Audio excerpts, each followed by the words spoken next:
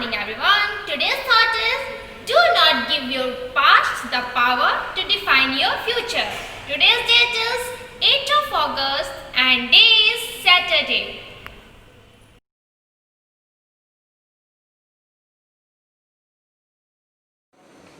Good morning dear students. Welcome back you all in Shivaji Group of Institutions online classes.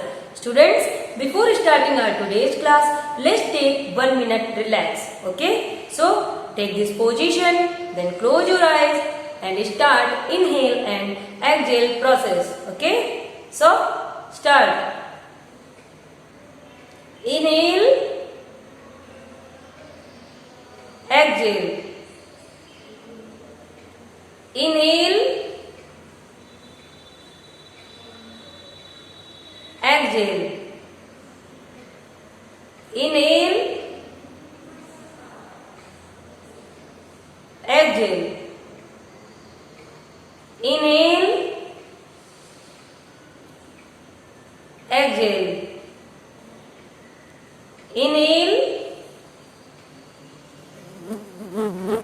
exhale. Inhale, exhale. Now students, open your eyes and get back to your position. Students, this is your first period and this is your Hindi language period. Okay? You know now? This is your first period and this is your Hindi language period. बच्चों, इससे पहले की कक्षाओं में मैंने आपको term 1 का course करा दिया था और उसे समझा दिया था और मुझे आशा है कि आपने अपना वर्क कंप्लीट कर लिया होगा और उसे याद भी कर रहे होंगे। कर रहे हैं ना? ओके, चलिए अब हम आगे बढ़ते हैं। आज मैं आपको अपठित गद्यांश पढ़ाऊंगी। आज मैं आपको क्या पढ़ाऊंगी? अपठित गद्यांश। और अपठित गद्यांश क्या होता है, आइए हम जानते हैं। बच्चों, जब आप सुनते हैं शब्द अपठित, पठित का मतलब होता है पढ़ा हुआ। पठित अर्थात पढ़ा हुआ और अपठित का अर्थ होता है बिना पढ़ा हुआ। ठीक है? तो पठित अर्थात पढ़ा हुआ और अपठित अर्थात बिना पढ़ा हुआ और गद्यांश अर्थात जो गद्य के रूप में हो। ठीक है? तो और पद्यांश क्या होता है? पद्यांश होता है जो कविता के रूप में होता है, उसे हम क्या कहते हैं? पद्यांश। पर आज मैं आपको गद्यांश, अपठित गद्यांश पढ़ाऊंगी और फिर आपको उसे कैसे हल करते हैं ये बताती हूँ। तो अपठित गद्यांश आपने जान लिया कि एक छोटी सी कोई स्टोरी होगी जो आपने पहले नहीं पढ़ी है, आपको वो पढ़नी होती है।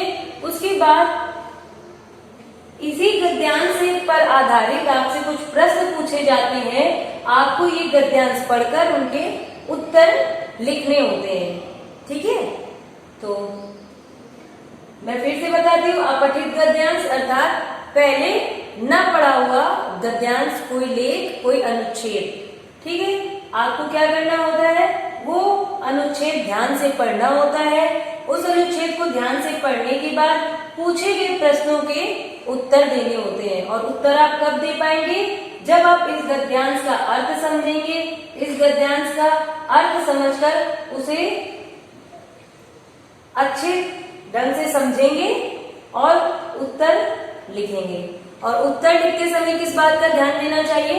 उत्तर लिखते समय भी आपको इस बात का ध्यान देना चाहिए कि आप जो भाषा लिख रहे हैं, आप जिन शब्दों में अपना उत्तर लिख रहे हो, वो उत्तर की भाषा सरल और स्पष्ट हो।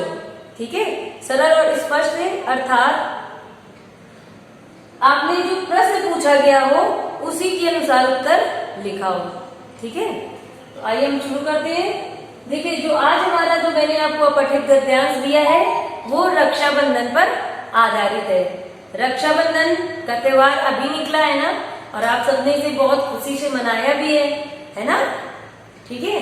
लेकिन इन सब खुशियों के साथ आपको एक और बात ध्यान रखनी है कि आपको सैनिटाइजर और मास्क का यूज जरूर करना है ना? सबसे अगर आप मिलते हैं तो आपको हैंड्स को अपने सैनिटाइज करना है। और मुझे आशा है कि आपने ऐसा किया भी होगा, है ना? चलिए अब हम शुरू करते हैं। आज रक्षा बंधन है, यह भाई बहन के प्यार का त्योहार है। रक्षाबंधन क्या होता है? भाई बहन के प्यार का त्योहार है। देविका बहुत खुश है, वह आज भाई को राखी बांधेगी। उसने लाल घाघरा, चुनरी और चूड़ियां पहनी हैं। वह बाजार से भाई के लिए सुंदर सी राखी लाई है। आप भी लाते हैं ना? वह बाजार से अपने भाई के लिए सुंदर सी राखी लाई। माँ ने आज अच्छे अच्छे पकवान बनाए हैं। देविका ने भाई को तिलक लगाया, आरती की और राखी बांधकर मिठाई खिलाई। भाई ने देविका को उपहार में गुड़िया दी। आप भी जाते हो ना, अपने भाई के लिए सुंदर सी राखी लाते हैं और फिर भाई आपको एक प्यारा सा गिफ्ट देते हैं ना? वैसे ही देविका के साथ भी हुआ। बच्चों, हमने ये पढ़ लिया है, अब एक बार हम इसका मतलब समझते हैं। तो रक्षाबंधन है, आज रक्षाबंधन है। ये कब, जब भी ये मतलब गद्यांश लिखा गया है, ये उस दिन की बात है कि जैसे मैंने बोला आज रक्षा बंधन है और ये किसका त्योहार है? ये भाई बहन के प्यार का त्योहार है। देविका बहुत खुश है, सभी बहनें खुश होती हैं तो देविका भी बहुत खुश है। भाई को राखी बांधेगी, इस बात को सोचकर वह खुश है। देविका ने क्या पहना है? देविका ने लाल घाघरा पहना है और चूड़ियां पहनी है। आप भी पहनती हो ना? गर्ल्स सब अच्छे से कपड़े पहनते हैं, ड्रेसअप होते हैं, है ना? तो उसने भी लाल घाघरा और चुनरी पहनी है और चूड़ियां पहनी है। तो उस दिन घर में अच्छे अच्छे पकवान बनते हैं, तो माँ ने भी अच्छे अच्छे पकवान बनाए हैं, मिठाइयां बनाई हैं।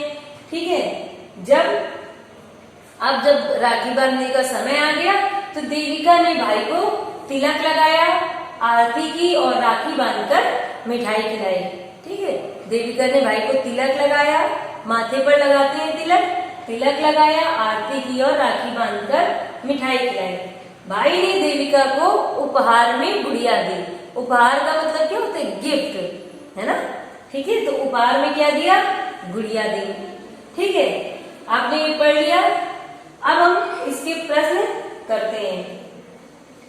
पहला प्रश्न पूछा गया है, आज कौन सा त्योहार है? आज कौन सा त्योहार है? तो आप क्या उत्तर लिखेंगे? आज रक्षाबंधन का त्योहार है। आप क्या लिखेंगे? आज, आपका उत्तर है आज रक्षा बंधन का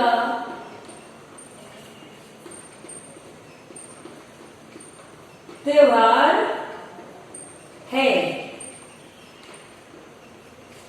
ठीक है, फिर दूसरा प्रश्न पूछा गया है, देविका ने क्या पहना है?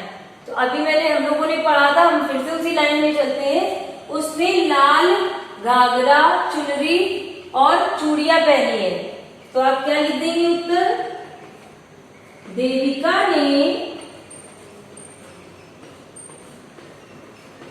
लाल घाघरा, चुनरी, कॉमा लगा कर लिखेंगे चुनरी और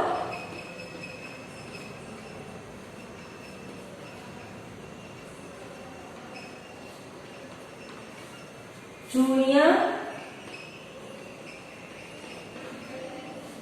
पहनी है। ठीक है, और फिर हमसे पूछा गया था, तीसरा प्रश्न पूछा गया था, वचन बदले। वचन बदले, वचन क्या होते हैं बच्चों? आपको पता है ना, एक वचन, बहुवचन, इन्हें वचन कहते हैं। तो अगर वचन बदलने हैं, अगर एक वचन में होगा तो आप उसे बहुवचन में लिखेंगे, अगर एक है तो उसे बहुवचन में कर देंगे, और अगर बहुवचन में दिया होता तो आपको क्या लिखना होता? आपको तब एक वचन में लिखना होता। यहाँ पे देखिए मिठाई लिखा है और बहन लिखा है, आपको इनका क्या करना है? वचन बदलना है। तो हम कैसे बदलेंगे? मिठाई का एक वचन से इसको किसमें कर देंगे? बहुवचन में। तो क्या हो जाएगा? मिठाइयां। ठीक है, जब भी बड़ी ई को हम बहुवचन में बदलते हैं तो बड़ी ई किसमें बदल जाती है, छोटी ई में, और या लगाकर हम चंद्र बिंदु लगाते हैं। ठीक है, फिर बहन, बहन का क्या बन जाएगा, बहने, और हम यहाँ पर बिंदी रखेंगे। ठीक है, तो मिठाई से मिठाइयाँ, बहन से बहने, वचन बदल गया। अब हमसे यहाँ पर चौथा प्रश्न पूछा गया है, पूछा गया भाई ने देविका को क्या उपहार दिया, भाई ने देविका को क्या उपहार दिया। तो हमने यहाँ पर पढ़ा था ना कि भाई ने देविका को उपहार में गुड़िया दी। तो आप चौथे का उत्तर क्या लिख देंगे,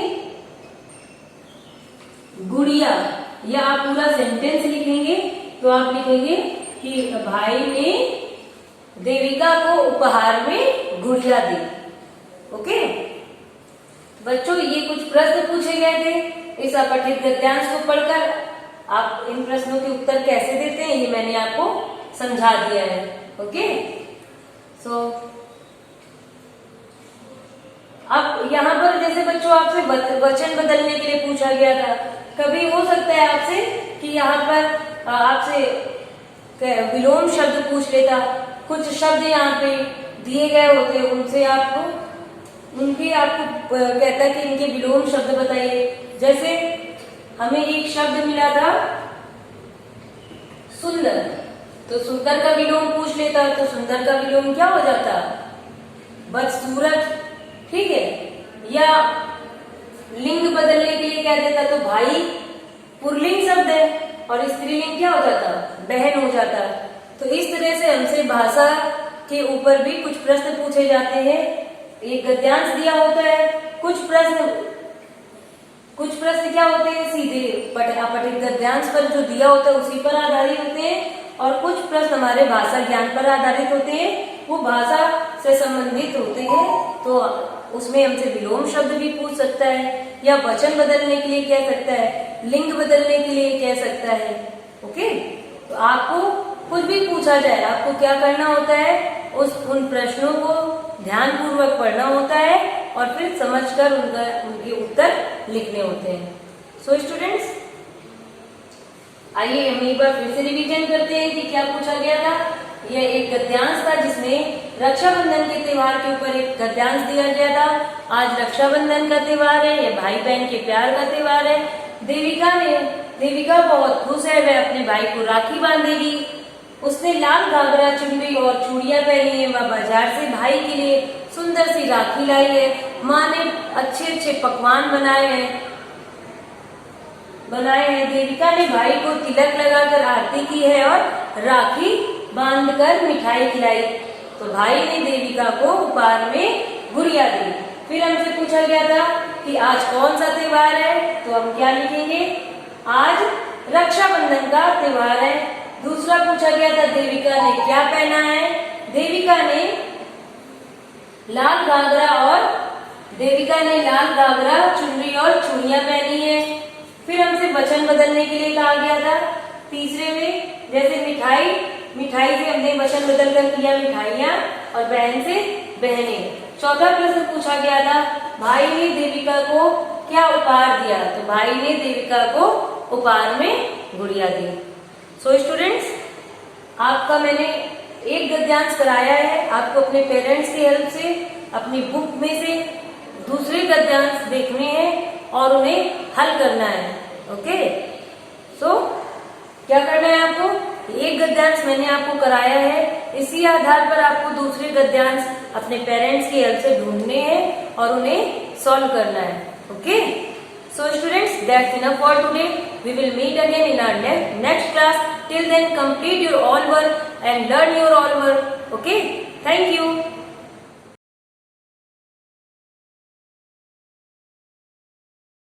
Good morning students, I welcome to your online classes. I am assistant teacher Dr. Madhu of institution. Student, we have learned this chapter in previous class, all chapters, chapter 1 to 7. Okay, so students, in term 1 exam, term 1 include this chapter. Chapter 1, chapter 2, chapter 3, chapter 4, chapter 5, chapter 6, and last chapter, chapter 7. Student, today's topic is there, revision of chapter 1 and 2. Okay, so let's start chapter 1 and 2.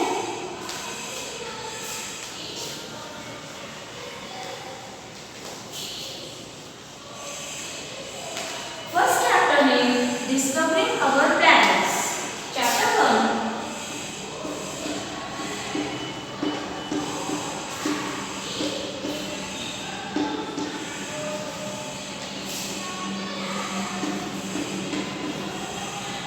Discovering our planets. Okay, students, in previous class, discovering our planets,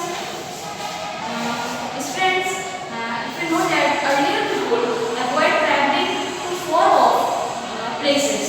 Okay, and they were afraid that if they want near the edge of the earth. Okay, and so students, first topic in this chapter, what is globe? Globe क्या है? Globe is a model of the earth. Okay, globe एक model है earth का. Now second topic है chapter में map. Map is a drawing of the earth or a part of the it. Okay, and now next topic in this chapter, there are 7 continents and 5 oceans on the earth and 4 directions: east, west, north, south. Okay, are you clear? Okay, now first section is this oceans. There are 5 oceans on the earth. Now first ocean is this Pacific oceans, second Atlantic oceans, third Indian oceans. Okay, and next Southern oceans, and last Arctic oceans. Okay, now next is there 7 continents. कौन-कौन से होते हैं? Asia, Africa, Antarctica, Australia, Europe, north America and south America. Okay, and students, you know that Asia is the largest continent and Australia is the smallest continent. Are you clear? Okay. Continents are further divided into smaller parts called countries. India is a part of Asia. So students, come learn this word meaning: Atlantic, horizon, coast and compass. Okay. Atlas means होता है a book that contains different types of map. इसमें बहुत से different types of maps आते हैं. Horizon क्या होता है? Horizon जो होता है the place where the earth and the sky seems to meet. Okay. So students, complete the revision of chapter 1, discovering our planet. Okay. Now next chapter is this chapter number 2.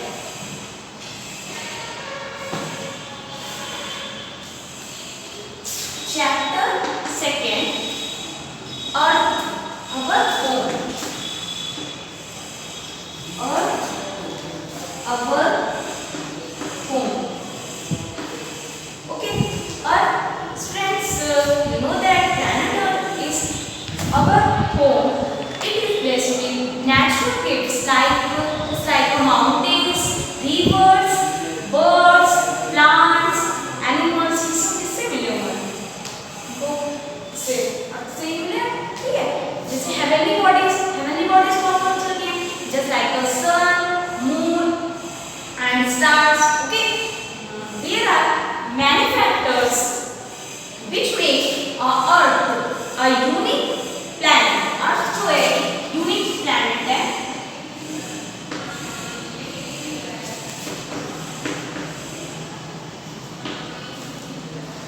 Okay, it provides air, water and suitable weather condition for all living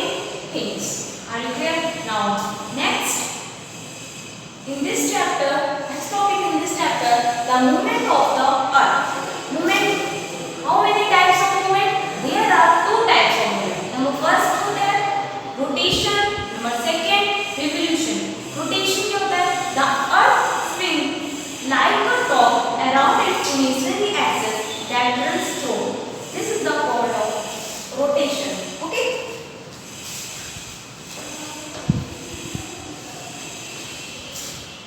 Now next is topic is realism of the earth. How many realism of the earth? There are three. Number first is atmosphere, just like air, hydrosphere,